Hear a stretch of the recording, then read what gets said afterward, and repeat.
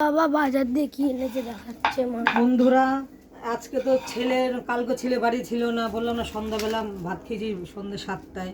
তাই আজকে মানে শুক্রবার, স্কুল থাকলেও ছিল উচ্চ মাধ্যমিক হচ্ছে, তাই স্কুল ছুটি। আবার দুদিন বাড়ি থাকবে না, শনি রবিবার, মানে প্র্যাকটিস শিখবে। ছেলের একটা খেলা ছিল, মানে বাতকুল্লার সঙ্গে একটা টিম ছিল, ম্যাসেজটা একটু ভুলের কারণে সেই খেলাটা হলো না। আবার কালকে শনি রবিবার 2 দিন, মানে আবার সে 7টায় বাড়ি আসবে।